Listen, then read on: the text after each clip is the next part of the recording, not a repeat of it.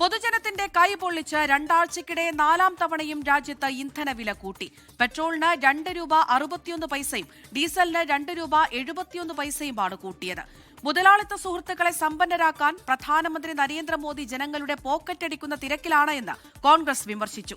അതേസമയം അസംസ്കൃത എണ്ണവില രണ്ടാഴ്ചത്തെ ഏറ്റവും താഴ്ന്ന നിലയിലായി. പശ്ചിമേഷ്യൻ പ്രതിസന്ധി രാജ്യത്തെ എണ്ണ ഇറക്കുമതിയെ ബാധിക്കുന്നുണ്ടെന്ന് പെട്രോളിയം മന്ത്രാലയം പറഞ്ഞു. പശ്ചിമേഷ്യൻ സംഘർഷത്തിന്റെ പശ്ചാത്തലത്തിൽ ആഗോളതലത്തിൽ അസംസ്കൃത എണ്ണവില കൂടുന്നതിനാൽ പെട്രോൾ ഡീസൽ വിലയും കൂട്ടേണ്ട സാഹചര്യമെന്നായിരുന്നു കേന്ദ്ര സർക്കാരിന്റെയും BJPയുടെയും ന്യായീകരണം.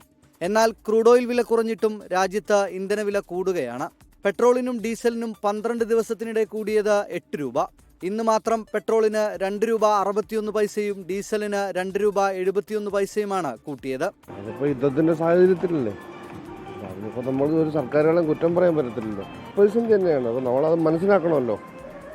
എന്ത് കാണാൻ ചേട്ടാ, ഇപ്പോൾ പോകുന്ന വഴി ഓടിക്കൊണ്ടിരിക്കണം, അത്രയല്ല, എല്ലാം എന്ത് ചെയ്യാൻ അവിടെ ചെയ്യണ്ടേ. ഇപ്പം ഡീസലിൻ്റെ വില മാറ്റി വരില്ല, മീറ്റർ കൂടെ മാറണം, മിനിമം 50 ആക്കി തരണ്ടേ. ഇപ്പോൾ കയറുന്ന ഒരു സാധാരണക്കാർ കയറുമ്പോഴത്തേ അവർ നമുക്ക് 30 തരുള്ളൂ, മീറ്ററിലുള്ളതല്ലേ തരത്തുള്ളൂ. ഭയങ്കര ബുദ്ധിമുട്ടാണ്, കാരണം പണ്ട് നേരത്തെ കൂടുതൽ എമൗണ്ടിന് അടിച്ചത് ഇപ്പം കുറച്ച് കുറയ്ക്കാൻ തുടങ്ങി. ബുദ്ധിമുട്ടായി വരുവാണ്, എല്ലാവർക്കും പ്രശ്നം തന്നെയാണ്. എല്ലാത്തിനും വില കൂടുമല്ലോ. പണപ്പെരുപ്പം കാരണം ആളുകൾ ദുരിതത്തിലാണെന്നും എന്നാൽ കേന്ദ്രം കൊള്ളയടി നിർത്തുന്ന ലക്ഷണങ്ങൾ കാണുന്നില്ലെന്നും കോൺഗ്രസ് വിമർശിച്ചു. മുതലാളിത്ത സുഹൃത്തുക്കളെ സമ്പന്നരാക്കാൻ പ്രധാനമന്ത്രി നരേന്ദ്രമോദി ജനങ്ങളുടെ പോക്കറ്റടിക്കുന്ന തിരക്കിലാണെന്നും കോൺഗ്രസ്.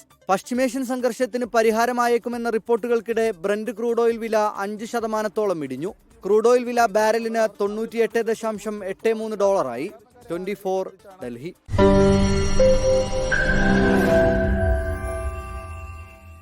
ലോകത്തെവിടെയായാലും ഏത് സമയത്തും 24 വാർത്തകളും ഓഗ്മെന്റഡ് റിയാലിറ്റി പാക്കേജുകളും എക്സ്പ്ലെയിനറുകളും വിശദമായി കാണാൻ ഞങ്ങളുടെ YouTube ചാനൽ നിങ്ങൾക്ക് സബ്സ്ക്രൈബ് ചെയ്യാം.